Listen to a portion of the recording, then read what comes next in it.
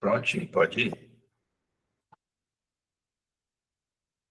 Amado Mestre Jesus, Pai de infinita bondade e misericórdia, estamos aqui mais uma vez reunidos em Teu nome, querido Jesus, com os nossos corações, as nossas mentes abertas, para podermos aprendermos um pouquinho mais de Ti nessa noite. Te pedimos a ajuda dos nossos mentores espirituais, dos bons espíritos que nos ajudam, abrindo as nossas mentes, os nossos corações cada vez mais para a compreensão, para que possamos caminhar juntos nessa tarefa de seguir o nosso Mestre Jesus. Pedimos que fique conosco mais uma vez, nos intuindo, nos dando graça, muita harmonia, luz e paz. Que assim seja, amado Mestre Jesus. Que assim seja. Então, vamos ao nosso estudo mais uma vez, agradecendo aí essa oportunidade que nós temos de nos reunir aqui. Ainda que tão distantes, né, mas juntos aqui em comunhão de pensamentos, em comunhão de objetivos. Nós estamos, só recapitulando, no Evangelho segundo o Espiritismo, no capítulo 1, onde o título do capítulo 1 é Não Vim Destruir a Lei. Então, aqui, estamos fazendo aqui as considerações a respeito das três revelações: Moisés, Cristo e Espiritismo. Nós estamos já no item 7, que fala sobre o Espiritismo, tá? Então, nós vamos terminar esse item 7 e vamos entrar hoje no item Aliança da Ciência e da Religião. Esse item ele é bem interessante de nós discutirmos, porque eu vou falar por experiência própria. Eu tive a oportunidade de crescer em um lar onde, com 8, 9 anos de idade, a gente fazia o evangelho. E naquela época, há alguns anos atrás, a gente não tinha tanto exemplo assim de aliança da ciência e religião. Isso está mais latente esses últimos tempos.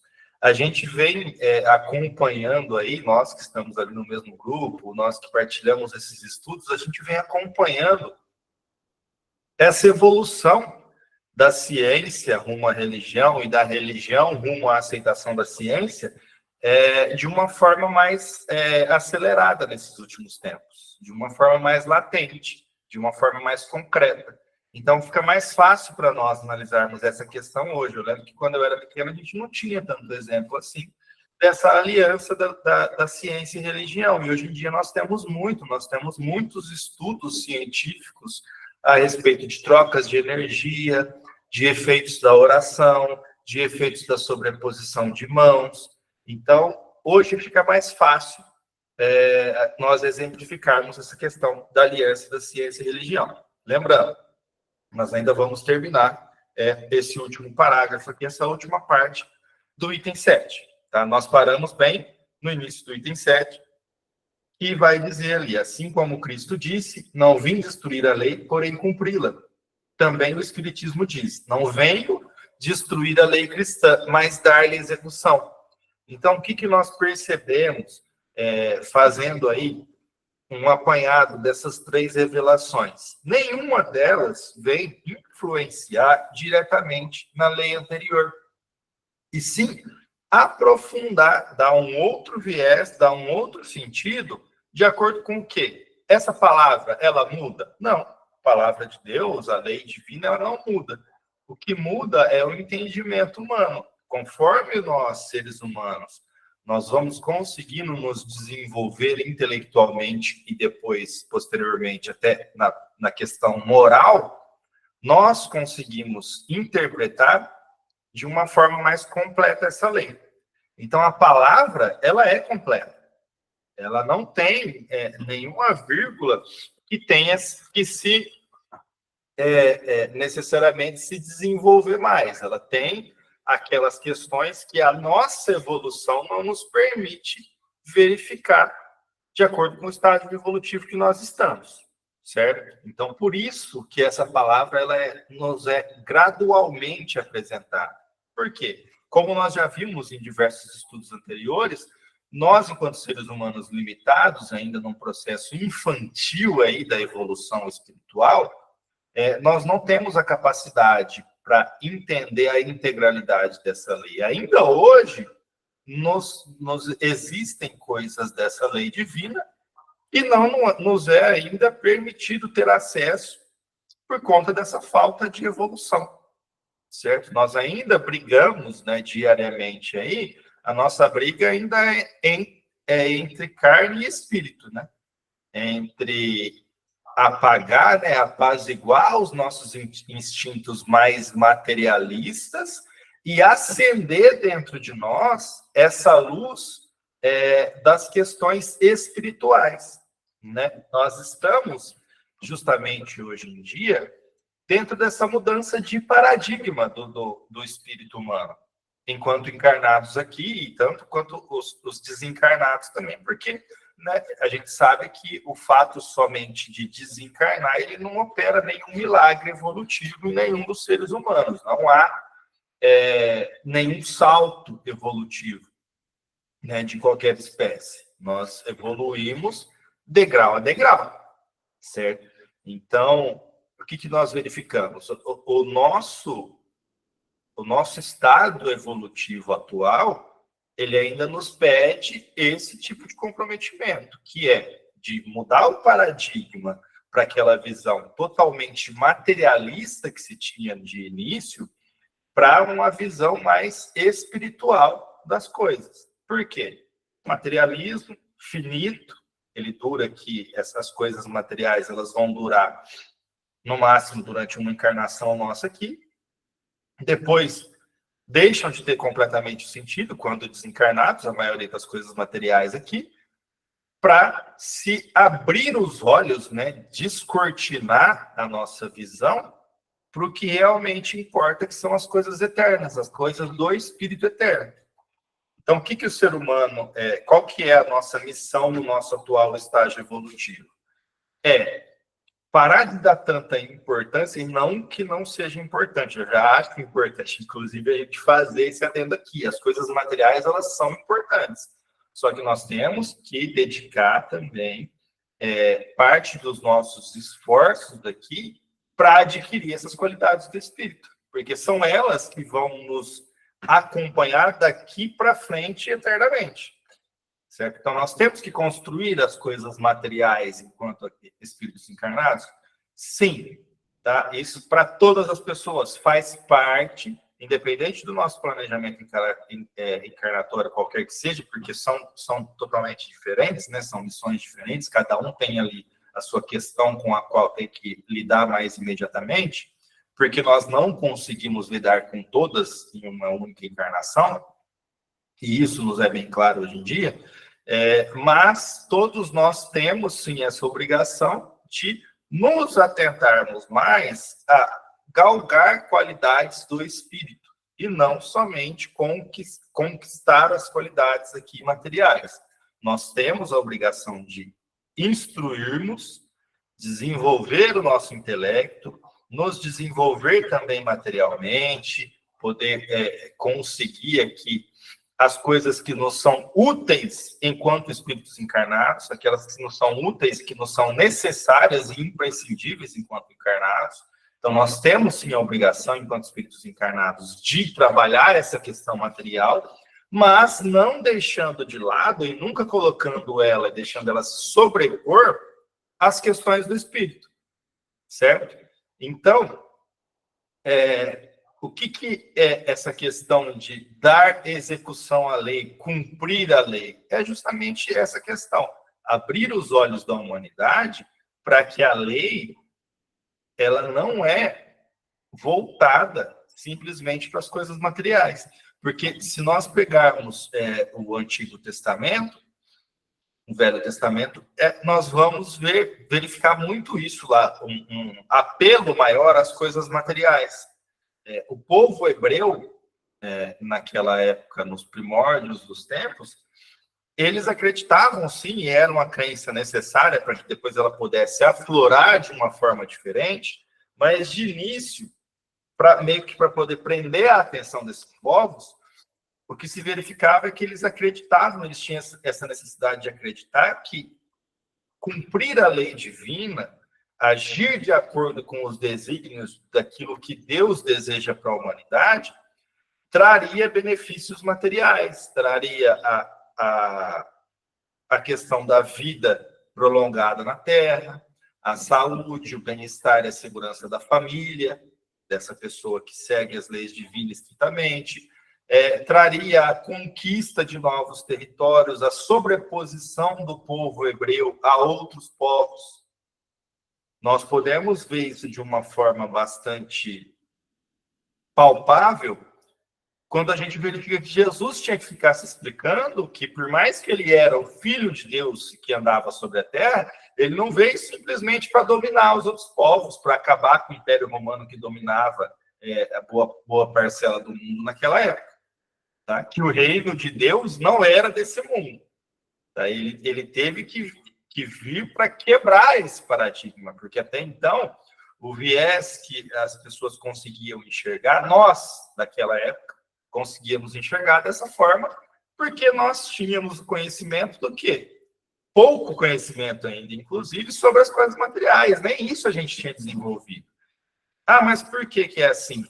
Era necessário que houvesse um amadurecimento intelectual e científico para que nós pudéssemos chegar ao ponto de compreender melhor as leis divinas que regem todo o universo, certo? Então, o que nós vamos ver ali?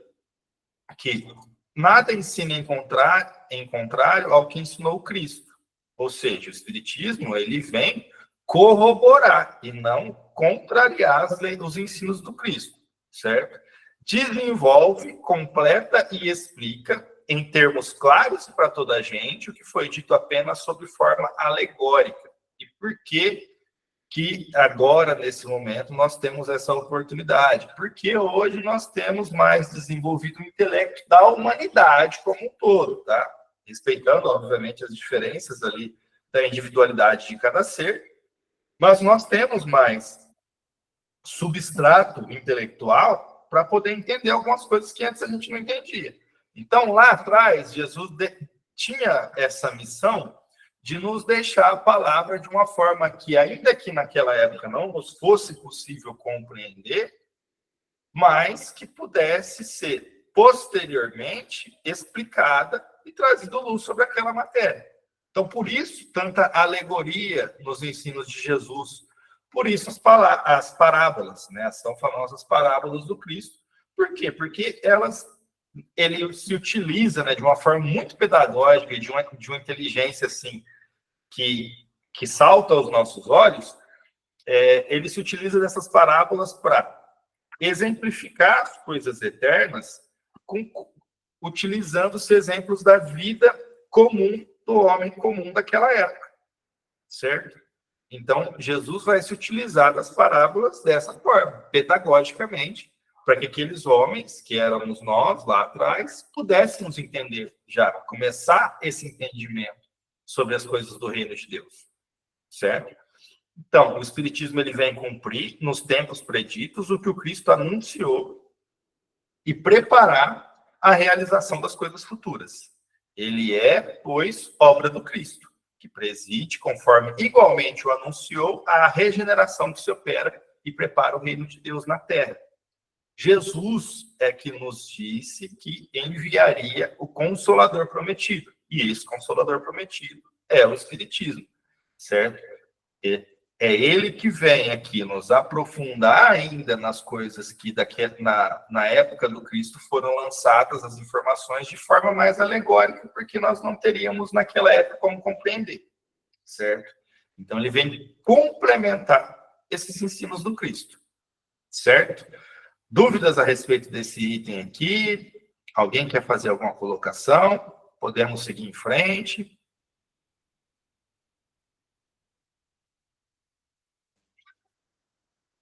Gente, deixa eu só ligar um ventilador aqui. Está muito quente aqui em Ribeirão Preto hoje. Só um minutinho.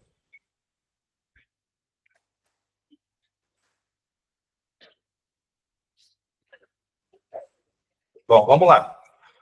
Ninguém tem dúvidas? Ninguém quer adicionar nada? Podemos seguir aqui no nosso estudo aqui. Nós vamos entrar no item agora da aliança da ciência e da religião, que é um item, como eu havia falado, né, que é bastante importante e é bastante concreto para nós nos dias de hoje, né? A ciência e a religião são as duas alavancas da inteligência humana. Uma revela as leis do mundo material, ou seja, a ciência, e a outra as do mundo moral, a religião. Tendo, no entanto, essas leis o mesmo princípio que é Deus, não podem contradizer-se. Aqui já tem uma informação importantíssima. Essa informação aqui é ouro. Nós tivemos, durante séculos e séculos aí, essa contraposição, que é uma contraposição errada, e ele vai nos explicar ali por que essa contraposição entre ciência e religião é errada. Porque elas não são inimigas umas das outras, elas não são contraditórias uma à outra. São ideias que se complementam. Inclusive, era necessário que a nossa ciência avançasse para que nós pudéssemos entender algumas coisas das leis morais. Certo? Nós tínhamos que ter esse preparo intelectual, esse desenvolvimento intelectual, para que pudéssemos entender coisas relacionadas ao espírito, coisas relacionadas à religião, coisas relacionadas a esse mundo moral. Certo? Se fossem a negação uma da outra, ou seja, se a ciência e a religião estivessem contrapostas, uma necessariamente teria que estar em erro e a outra com a verdade. Porquanto Deus não pode pretender a destruição de sua própria obra. Mas nós, hoje em dia, temos a capacidade de analisar essa questão olhando pelo lado de que todas as coisas da ciência, todas as regras científicas, elas foram criadas também por Deus. Então, elas não contrariam a lei divina. Elas são leis divinas. Se nós pegarmos hoje, formos analisar a questão física, né, da matéria física, né, a lei de inércia, a lei da gravidade, essas coisas são nos ensinadas em ciência, né, são englobadas pelo ensino científico, mas são leis divinas. Quem criou essas leis? Nós sabemos hoje em dia que cientificamente e matematicamente, inclusive, é impossível que o universo tenha sido criado como um acaso do destino aí, como um acontecimento que simplesmente foi baseado na aleatoriedade, né? Aleatoriedade. Então, nós sabemos que matematicamente isso é impossível de acontecer. Existe, cientificamente comprovado, alguma força, né, que nós aqui acreditamos ser Deus, né, que nós damos esse nome de Deus, mas existe essa força maior que coordena essas energias do universo, que coordena inclusive essas forças gravitacionais, todas essas magnetismo, eletricidade, todas essas esses conhecimentos científicos que nós durante a vida nossa nós adquirimos, nós estamos a tratar de leis divinas, porque é da criação divina. A ciência não se contrapõe à lei divina, e hoje nós estamos tendo a oportunidade de analisar isso dessa forma mais completa, certo? A incompatibilidade que se julgou existir entre essas duas ordens de ideias provém apenas de uma observação defeituosa e de excesso de exclusivismo de um lado e de outro. Daí um conflito que deu origem à incredulidade e à intolerância. Ou seja, o que nós víamos até então muito forte, de uma forma muito acentuada? Essa questão de que aquele que acreditava nas coisas de Deus tinha uma tendência a negar as coisas científicas, né? E aqueles que acreditavam nas coisas científicas tinham até então uma tendência a se negar as coisas do Espírito, as coisas de Deus. Nós estamos tendo hoje, com esse levantar de véu, a oportunidade de saber que ciência e religião tratam basicamente, lá no íntimo das matérias, da mesma coisa, das leis divinas. Uma, né, vai tratar isso, as questões materiais das leis divinas, e a outra as questões morais das leis divinas, certo? Mas nem por isso estão em contraposição, pelo contrário, se complementam. E aí eu gostaria, nesse momento agora, de pedir a colaboração de vocês aí. Qual que é o exemplo que vocês podem dar a respeito disso? A respeito de questões que anteriormente eram legadas aí à ciência e que contrapunha-se à religião, ou vice-versa, e que hoje em dia tem uma visão diferente a respeito disso. Isso aí, nós temos diversos exemplos aí. Eu gostaria de saber de vocês, o que vocês podem exemplificar a respeito disso. Boa noite. Um dos exemplos assim, que a gente vê bem, né, marcante é a questão dos fenômenos espíritas, né, que antes era tido como miraculosos, né, como se diz, milagres. E aí, com a doutrina espírita, então a gente vê com outros olhos, quer dizer, pela lente, né, da doutrina espírita, então a gente vê que não tem nada de milagre, não tem nada de miraculoso, e que faz parte da lei, que é uma lei natural. Então, eu acho que é um dos pontos fortes, né? Esse é um excelente exemplo, essa questão dos milagres. Isso a Gênese, no livro A Gênese, vai ter ali as explicações a respeito dos milagres, justamente para poder entender que não há nada de, vamos dizer assim, sobrenatural. É simplesmente a aplicação da lei natural, que é a lei divina, né?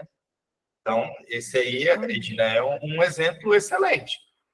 E aí, para poder você entender, você tem que estudar como é que se dá, né? Aí você vai entrar a questão do laboratório, do mundo invisível, como é que se dá a relação dos fluidos, tudo. E aí você vai ter que realmente entender, porque se você não procurar entender, você sempre vai ter com essa visão aí mesmo.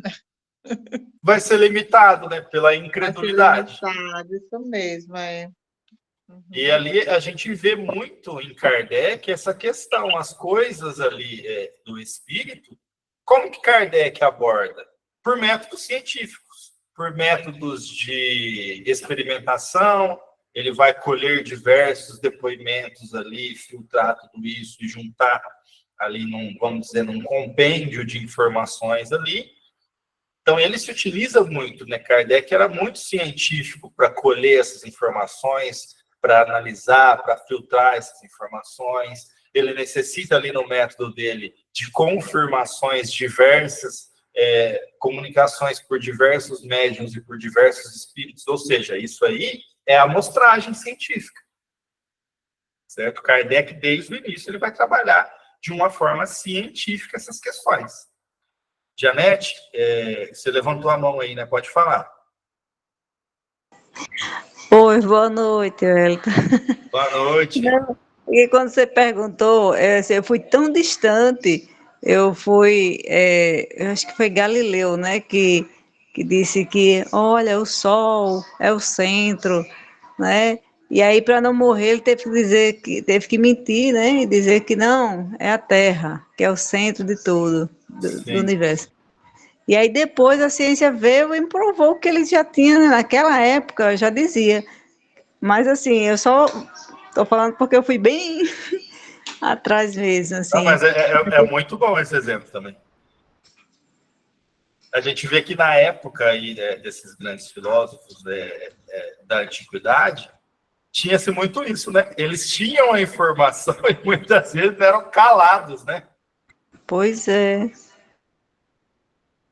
E essa teoria aí, que é do heliocentrismo, né, tinha-se por muito tempo, tanto juntamente com a ideia da Terra ser plana, né, e ter um fim, tinha-se essa ideia de que a Terra era o centro do universo.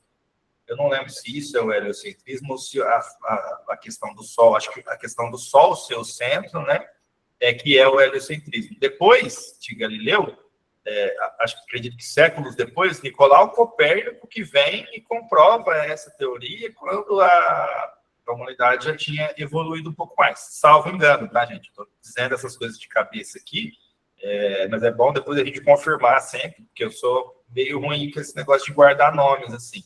Mas, se eu não me engano, o heliocentrismo foi confirmado por Nicolau Copérnico. que é a teoria de que não é a Terra que é o centro do universo, assim, o Sol, né, e os planetas ali do universo, não, da nossa galáxia aqui, né, do nosso sistema solar, os planetas que orbitam o Sol. Mãezinha, pode falar. Dentro da ciência também e da área da saúde, o neurologista, né, já comprovou cientificamente que a oração muda o estado geral da vida de um paciente. Quando ele fez uma experiência dos pacientes que recebiam oração e dos que não recebiam oração. Então, a comprovação dentro da ciência já. Essa questão da ciência aí era que eu ia falar por último mesmo, que a gente vai se aprofundar nela. A questão da ciência, medicina, né? Vamos falar agora de medicina. Quantas e quantas vezes aí na última década vocês ouvem falar de, não, vamos procurar a causa disso aqui, porque a causa é mais profunda. Principalmente questões relacionadas à psique do ser humano, a psicologia, a psiquiatria. Vamos buscar as causas disso de uma forma mais profunda. E não somente essas questões. Por exemplo, hoje em dia a medicina sabe o quanto as nossas emoções influenciam na nossa saúde física. Influenciam, inclusive, na nossa saúde, com o aparecimento de doenças, com o restabelecimento de um organismo doente para se tornar de novo um organismo saudável, o tanto que as nossas emoções influenciam. O tanto, hoje em dia, que nós sabemos que o medo influencia no restabelecimento de um paciente, na possibilidade de sobreviver a um procedimento de intervenção cirúrgica, por exemplo. O tanto que o medo, né, falando do mesmo sentimento aqui, mas o tanto que o medo afeta funcionamento renal, por exemplo, o funcionamento do estômago. Hoje em dia, nós sabemos o tanto que a preocupação pode e está ligada a muitos dos problemas também de estômago, de digestão, o tanto que determinados sentimentos estão ligados a determinadas doenças, e assim por diante. Né? Nós vemos isso com mais frequência hoje. Né? A ciência médica, a medicina em si, hoje em dia tem maior capacidade de adentrar nessa área dos sentimentos e comprovar ali, os sentimentos. Por que eu estou falando dos sentimentos? Porque isso, se nós olharmos mais a fundo ainda, se a gente entrar mais um pouco nessa questão, nós vamos ver o quanto que o pensamento que está por trás desses sentimentos, ele é uma força motriz criadora que vai criar a cura, que vai criar a doença, de acordo com a forma que aquele pensamento daquela pessoa está vibrando. Porque a gente sabe, pensamento também é feito de matéria. Então, a gente está pensando a todo tempo e a gente está criando a todo tempo. Nas questões, então, psicológicas e psiquiátricas aí, nós teríamos aí uma infinidade de exemplos, né? E a gente vê, né? Hoje em dia, nós temos mais facilidade aí até de conversar sobre isso, porque nós temos um substrato aí, científico maior para utilizar de exemplo. Né? E os próprios médicos também, muito deles, quando eles se reúnem na sala de cirurgia, eles fazem oração, muitas vezes já junto com os pacientes, com o paciente que vai fazer a cirurgia. Eu acho muito bonito esse trabalho e da forma que está se desenvolvendo isso dentro da área hospitalar, dentro da área da saúde. Sim, hoje em dia nós temos isso cada vez mais presente, né? Essa questão energética do espírito. O quanto que a questão energética é emanada não somente por aquele espírito ali, mas também pelo meio em que se encontra, isso vai influenciar. Informação aqui importante para nós sabermos. Existe, hoje em dia, um gene que ele é determinado como o gene da predisposição à depressão. Ao espírito, à pessoa, né, ao indivíduo, desenvolver a depressão. Então, quem possui esse gene tem a predisposição, que se fala, né, acredito eu, a predisposição a desenvolver a depressão. Existe também um gene que ele é relacionado ao desenvolvimento da obesidade naquele indivíduo. Né? Então, quem possui esse gene tem uma maior facilidade, uma maior predisposição a desenvolver, né, a se tornar um indivíduo obeso. E aí, nós vamos entrar agora na parte de como que esse meio influencia. Uma pessoa que tem o gene da depressão ou o gene da obesidade, se criada em um ambiente, se ela se desenvolver em um ambiente onde não são incentivadas essas questões, onde ela não vai encontrar tantos gatilhos para desenvolvimento ou da depressão ou da obesidade, ela tem menos chances e ela pode, inclusive, passar a vida toda sem desenvolver a depressão ou a obesidade, ainda que tenha o gene, porque o meio vai influenciar mais, do que uma pessoa que não tem o gene e é exposta e se mantém ali em um meio onde ela é exposta a mais gatilhos que vão gerar depressão ou obesidade. Então, olha a importância disso. Fisicamente, você tem lá no seu DNA codificado algo já que vai te dar uma predisposição para essas doenças, mas que o meio em que você viver ali, as energias emanadas desse meio, elas vão corrigir essa questão, vão impedir, às vezes, de você desenvolver essas doenças. Enquanto que a pessoa que não tem isso escrito lá no DNA, de que tem essa predisposição para desenvolver, se exposta a um meio mais nocivo à saúde, vai desenvolver essas doenças, tanto a depressão quanto a obesidade. E eu estou utilizando só como exemplo, porque é óbvio que existem outras, né, centenas, aí, infinidades. Acredito eu até que todas, né, as doenças podem ser levadas de um meio geral para essa questão. Porque o meio vai fornecer energia tanto para tornar um indivíduo doente saudável, quanto para adoecer um indivíduo saudável. Então, nós vemos que isso é o quê? Energia.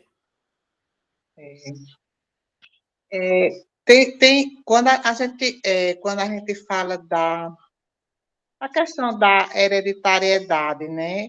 Porque a gente sabe que a parte como se diz, da biologia, da fisiologia, então, eles fazem esse mapeamento dos genes, né? Estuda a questão da evolução. Aí a gente vê mais na questão biológica, fisiológica, material. Agora, assim, tem essa questão da hereditariedade psíquica que a ciência ela ainda não conseguiu atingir, que é em relação ao espírito. Então, por que é que um indivíduo ele nasce com esse gene depressivo ou com essa questão da morbidade? Então, assim, aí tem coisas que a ciência ela não consegue, tem essa limitação, né? E aí você vai para aquela questão das reencarnações, que elas são solidárias, né? Então, tanto do passado, né? Como também é solidário com aqueles indivíduos que a pessoa nasce ali no meio, que vai receber as influências. Quer dizer, tudo vai, como se diz, se encaixando, né? Sim, exatamente. Nessa questão aí, Edina, vamos até aprofundar um pouquinho mais.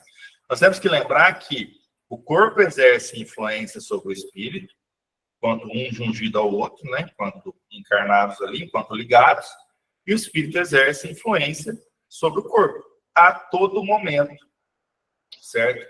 Então, essa questão de hereditariedade mesmo, analisando isso pela questão espírita e essa questão dos genes que eu disse também de predisposição a algumas doenças, ao desenvolvimento de algumas doenças.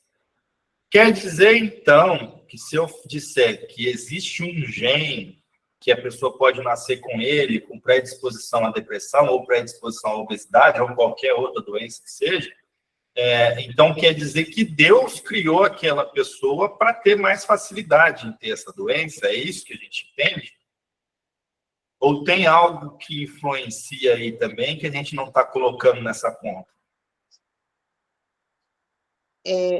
Assim, pelo que a gente tem aquele livro Pensamento e Vida, de Emmanuel, que ele trata, que a gente viu um pouquinho nessa questão aí, quando ele trata do berço, que ele diz que o berço é a porta de entrada para a gente reencarnar. Então, ele diz assim, que o próprio espírito é quem molda, porque às vezes coisas que ficaram, né, como se diz, ele traz o reflexo da outra vida. Então, na medida que ele vai na sua concepção, então ele vai moldando o seu próprio corpo, o que vai gerar doença, o que vai... Muitas das doenças que ele podia, na sua programação, não acontecer, mas por conta da culpa, daquela coisa, então ele mesmo modifica, né, as células lá na hora que vai se formar. Então, assim, eu acho que como ele diz, como ele está lá, né, que nós somos o espelho, né, somos reflexos das nossas vidas anteriores, né? Então, a gente mesmo é que vai moldando para determinadas questões. Exatamente isso. Por isso que eu disse dessa questão de o corpo influenciar no espírito e o espírito influenciar no corpo. Nós criamos isso. A gente é quem cria, realmente. Como que nós criamos isso? De acordo com as ações e pensamentos que nós viemos cultivando nos últimos séculos, aí nas últimas encarnações. Isso vai refletir agora. Não é Deus que vai lá e cria a gente para ter determinado problema de saúde ou determinada apatia, doença, seja lá o que for. Nós criamos isso com a energia que nós emanamos pelo nosso pensamento e com as atitudes que nós tomamos, que vai gerar determinada vibração, seja ela positiva ou negativa, mais pesada, mais densa, mais leve, mais etérea, de acordo com a atitude, de acordo com o pensamento daquele indivíduo ali. Então, Deus, ele age sempre de uma forma justa e ele não nos pune, mas nós criamos para nós aquilo com que a gente tem que lidar, né? E é uma oportunidade divina, é da providência divina também, que nós tenhamos determinados problemas para que possamos aprender as formas de solucionar esses problemas também. Né? Então, isso aí é interessante. Isso é reflexo dessa interação corpo-espírito. Tá? Então, por isso que determinadas pessoas vão nascer com esses genes e não vão desenvolver. Por quê? Porque elas se retraem das condutas que estavam levando até então ao desenvolvimento daquilo, seja da depressão, da obesidade, que são os dois exemplos que eu estou tratando aqui hoje, mas a pessoa vai se afastar dessas condutas, dessa energia, e aí ela não vai ter mais por que lidar com isso. Podemos dizer que no planejamento encarnatório ela trouxe isso consigo porque ela criou, então provavelmente ela teria que lidar com isso e sair. Mas se ela já, sem precisar desenvolver e sem precisar ter a dificuldade da doença, que na verdade é uma bênção para que possa evoluir, ela já começa a mudança nela, já mudança íntima, mudança de pensamento e de atitude, então ela não tem que lidar com esse problema. Ô filho, eu lembrei de um exemplo que eu até já citei no grupo da Dona Aparecida do Pênfigo, do Fogo Selvagem. Sim. Que ela veio, né, e trabalhou com os doentes do fogo selvagem. Em uma das conversas que ela estava pensando em desistir, o Chico falou para ela que ela já tinha tentado várias vezes e que era a última oportunidade dela, né, para fazer isso daí, para resolver essa situação, porque ela foi uma das pessoas que naquela época dava óleo fervendo para as pessoas, né, morrerem. E aí, na última semana da existência dela na Terra, saiu pequenas pústulas nela. Então, ela conseguiu, através do amor, do cuidado com aqueles doentes, da vida regrada que ela teve, de muita fé, de muita doação, uma doação constante, integral, né? Ela conseguiu se livrar daquilo lá, daquele mal, né, que ela tinha feito, e só no final apareceu aquelas pequenas bolinhas nela. É bem isso daí, é um exemplo assim que fica bem claro para mim, dentro desse contexto que a gente está estudando. E ela, no planejamento encarnatório dela, é bom lembrar que ela tinha que ter a doença, que era a forma dela de resgate, né? Só que você vê, teve uma pequena manifestação já no fim da encarnação. Quantas pessoas que no fim da encarnação não têm uma pequena manifestação de algo que muitas vezes deveria ter aplacado a vida dessa pessoa muito tempo antes? Por quê? Lembrando, mais uma vez, biblicamente, que a ação no bem, ela apaga a multidão de pecados, né? Então, é justamente esses exemplos aí. Quando, por exemplo, quando você tem um exemplo de uma pessoa que cometeu um erro, por si só, se arrependeu e buscou repará-lo, não tem por que gerar uma expiação, porque ela aprendeu a lição. Ela aprendeu, ela foi atrás de resolver as consequências, responsabilizou-se. E aí, vamos fazer um adendo aqui de novo, só para a gente não cair no engano que é muito comum hoje em dia. Responsabilizar-se não quer dizer culpar-se. Uma coisa que nós não devemos ter é culpa. Nós devemos nos enxergar também como crianças em estágio evolutivo, que estamos aqui tentando ainda começar a engatinhar, certo? A culpa, por si só, ela é uma energia pesada, ela não traz benefício nenhum para o espírito, ela não traz ensino nenhum.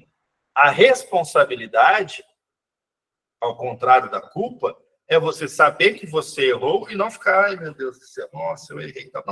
Não, é responsabilidade minha, eu cometi tal erro, mas o que eu posso fazer para sanar? Ou para pelo menos, né, se é um erro que eu não vou conseguir sanar as consequências dele, mas para aplacar um pouquinho, diminuir essas consequências aí. Isso é responsabilidade. Sem culpa, porque a culpa ela te para, a responsabilidade faz você caminhar adiante. Então, nós temos que ter muita essa ideia aí. Nesse caso, nesse exemplo que minha mãe deu, é um espírito que se responsabilizou por aquilo que havia acontecido e foi atrás de resolver esses resultados, né? De buscar ali o resgate. Por meio da dor ou por meio do bem? Nesse caso, por meio do bem. E aí vocês viram que não foi necessário ela passar pela dor? Que só no final da vida que ela teve essa problemática aí do fogo selvagem manifestando no corpo físico dela? Então é justamente isso. Muitas vezes a gente fala, mas a gente tem que passar por muita dor. Não, na verdade, a gente pode afirmar aí com bastante certeza que mais de 90% das dores que a gente passa, nós causamos, né? E não questão, às vezes, muitas das vezes a gente reclama demais e acha que tudo isso mas é porque deve ter sido muito ruim. Então, não, às vezes você está tendo uma conduta ali que você está precisando aprender, extrair algum ensinamento daquilo e não está conseguindo e está tendo essa dor aí. Mas nós não precisamos necessariamente resgatar tudo pela dor. Nós podemos, sim, escolher resgatar as questões nossas pelo amor. E aí a gente vai acabar nos livrando ali de várias coisas que poderiam acontecer e acabam não acontecendo porque vem o bem e aplaca os resultados daquelas atitudes ruins que a gente teve, das atitudes erradas que a gente teve. Então, é mais ou menos assim que funciona. Essa questão da culpa é bem interessante, porque tem até a gente citou um exemplo do livro Memórias de um Suicida, que ele fala lá que tem não sei se acho que é o Botelho, que ele acho que matou a esposa, né, com a mão, assim, matou a esposa e suicidou-se. E aí ele passa muito tempo se preparando para a vida, então ele viria de novo com ela, e aí ele ia resgatar, como se diz, através do amor. Não necessariamente ele iria ter uma condição, como se diz, de deformação do seu corpo, né? Então, ele iria resgatar pelo amor. Só que a culpa dele ele ainda se sentia culpado, e no momento da concepção, aquela culpa, ele se sentia indigno de vir como se diz, normal, o corpo normal, né? Perfeito. Com o corpo físico perfeito, né? E aí a questão psíquica dele, né? Os reflexos mental, então, coisa a mão dele todinha, que fica como se fosse, que a gente chama, né? Trave, sei lá, que chama encriquiada, que chama assim todo. Então, ele nasceu com essas mãos bem mirradas, mas aí por conta dele mesmo, né? Que ele não tinha se libertado da culpa.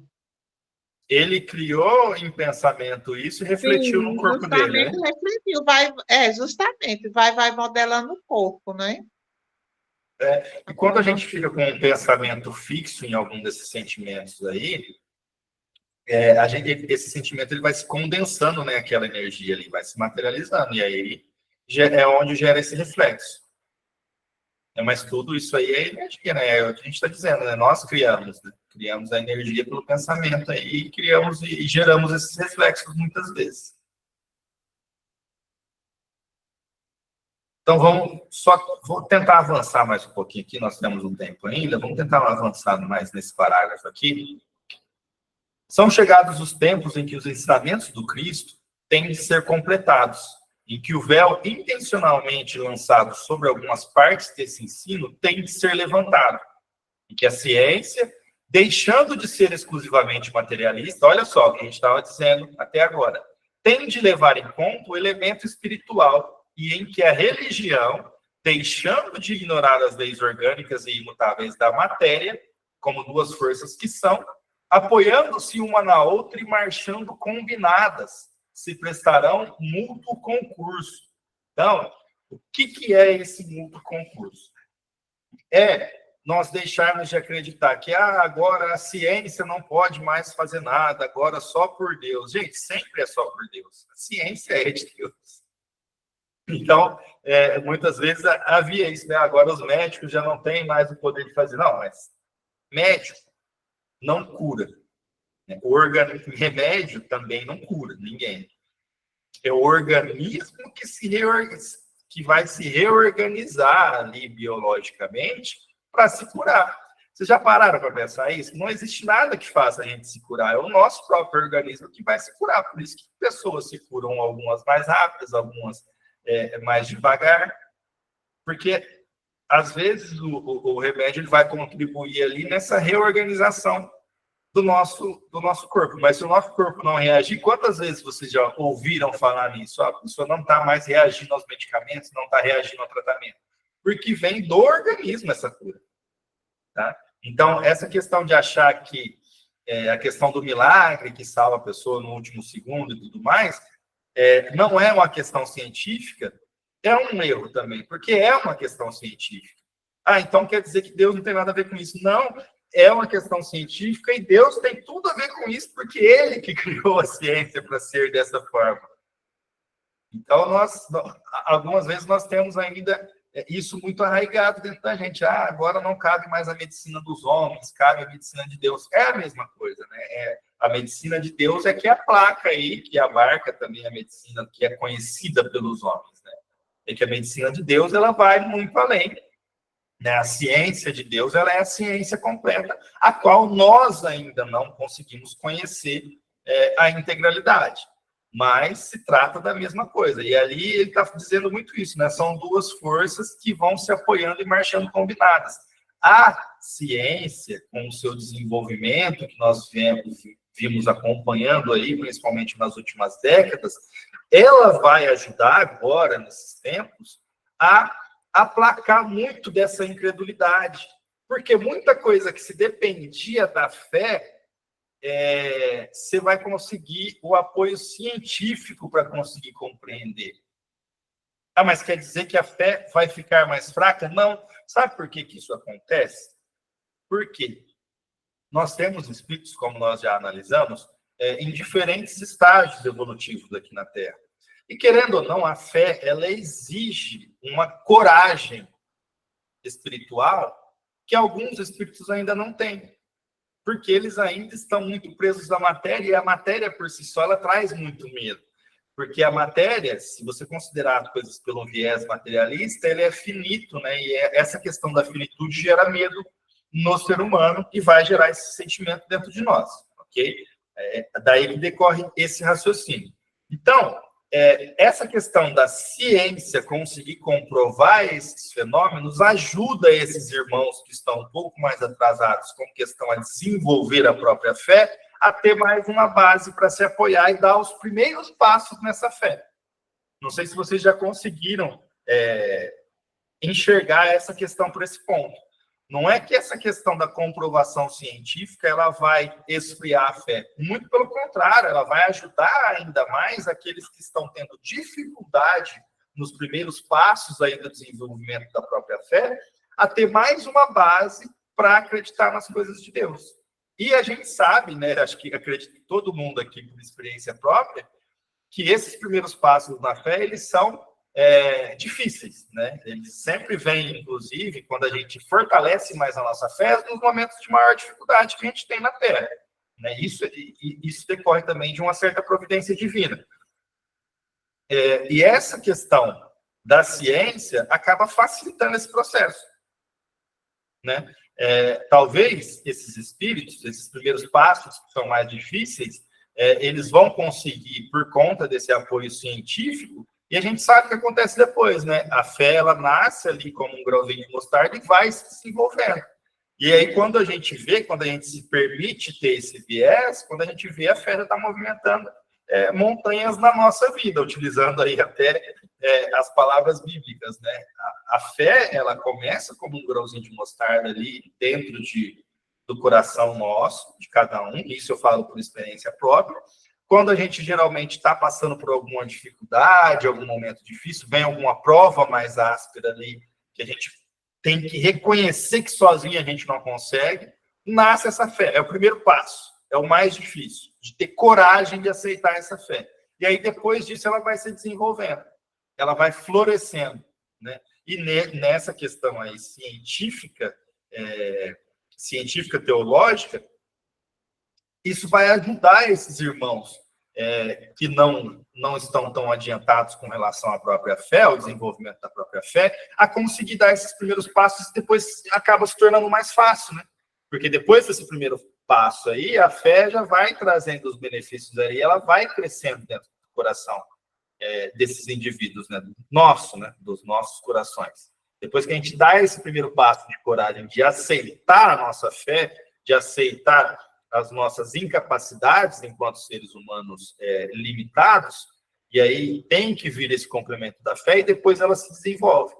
Então, aqui ele está dizendo mais ou menos isso, apoiando-se uma na outra e marchando combinadas, se prestarão um mútuo concurso, certo? E a fé também vai ajudar nesse desenvolvimento das questões científicas, porque ele está dizendo justamente isso, apoiando-se uma na outra, não é só a ciência que vai ajudar no desenvolvimento da fé desses irmãos, mas também a fé vai ajudar no desenvolvimento científico que vai beneficiar toda a humanidade.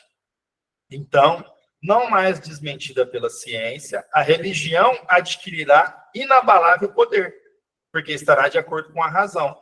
Já se ele não podendo mais opor a irresistível lógica dos fatos. Ou seja, nós vamos deixar de enxergar esses irmãos que são extremamente científicos e bastante céticos. Gente, e isso é natural, tá? Me veio aqui na mente agora uma passagem lá do Nosso Lar, quando o Lísias está explicando para o André Luiz a questão de como que foi a mudança da alimentação na colônia. Não sei se vocês lembram disso. Que ele cita lá que os setores mais técnicos eram os mais difíceis de implementar essa mudança ali para uma alimentação mais leve, né? Para se deixar de lado o consumo de carne na época lá na colônia, Nosso Lar. Então, por quê? Porque eles eram técnicos demais, acaba trazendo um certo ceticismo ali, eles querem comprovar tudo por números, né? E ali era necessário, para que essa questão desse certo, por que o governador teve que batalhar durante mais de 100 anos lá na colônia para poder implementar essa questão dessa nova alimentação? Porque não encontrava respaldo suficiente na fé. Haveria de ter essa fé para que as pessoas pudessem, pelo menos, dar o braço a torcer, para que aqueles espíritos pudessem dar o braço a torcer e experimentar essa questão.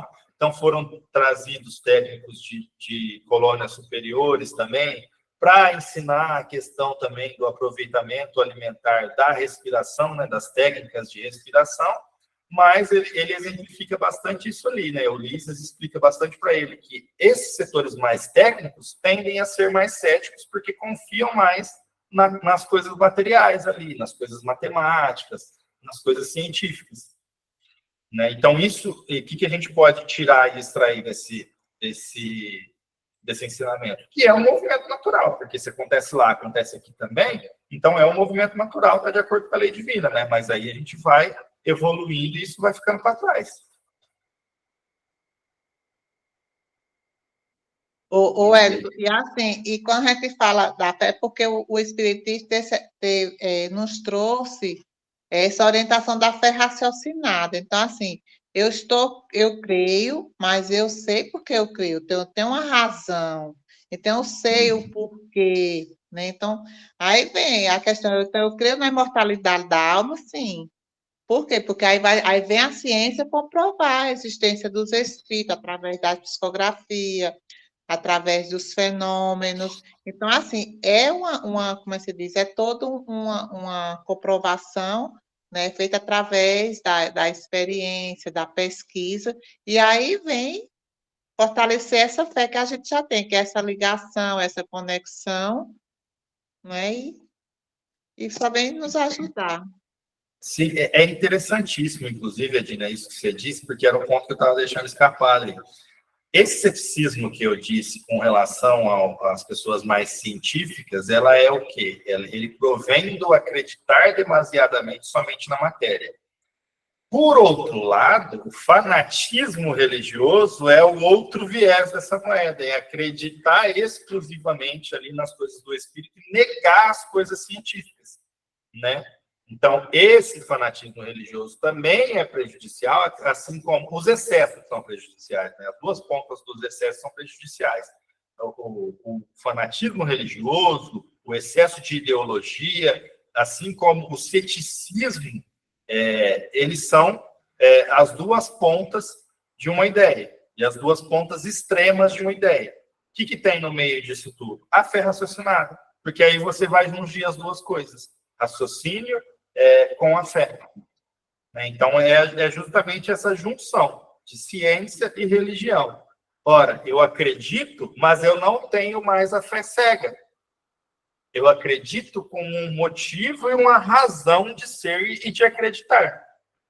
Tá? E esse acreditar com a razão de ser e de acreditar nos tira muito desse exclusivismo que ele coloca ali, que os dois lados tinham, tanto da ciência quanto da religião, de acreditar, só eu estou certo, né? Só a religião está certa, ou só a ciência está certa. Um tem que negar o outro para comprovar a própria existência. Então, no meio disso tudo vem nascer a fé raciocinada, que ela vai conseguir com que a gente tenha olhos para desenvolver os dois lados de forma igual.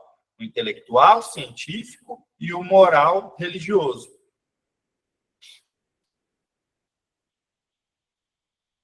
Mais alguém quer fazer alguma colocação? Gente, estamos chegando, infelizmente, aí no fim de mais um estudo nosso. E hoje foi bem proveitoso, hein?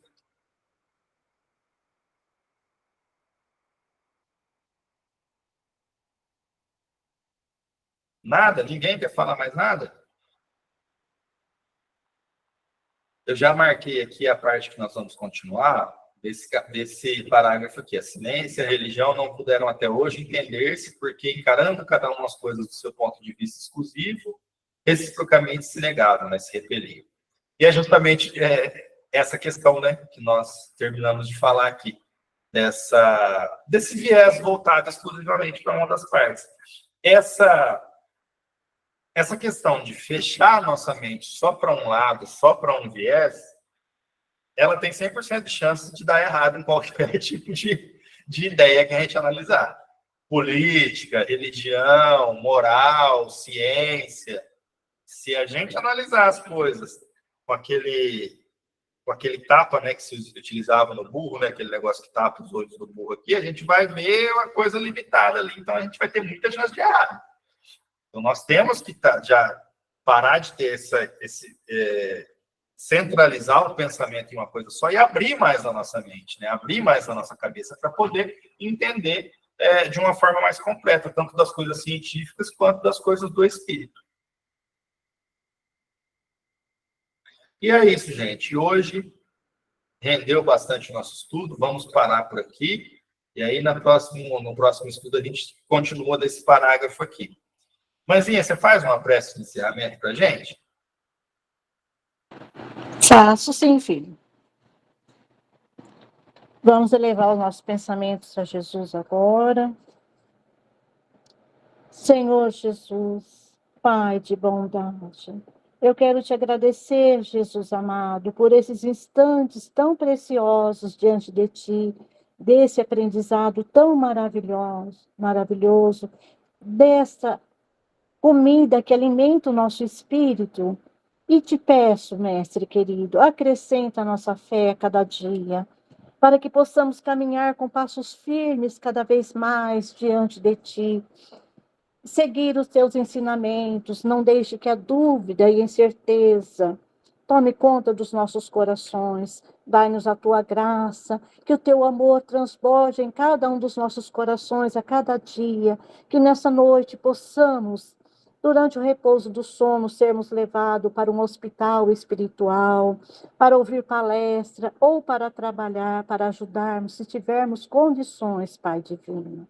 Mestre amado, abençoa cada um dos nossos irmãos que fizeram parte desse grupo nessa noite, e aqueles que não puderam estar também, que cada um possa receber a Tua bênção, a Tua graça. Capacita-nos, ó Jesus, a cada dia, para que possamos entender mais, abrindo os nossos corações, as nossas mentes, que esse véu possa cair a cada dia e que possamos caminhar sempre juntos nessa jornada espiritual.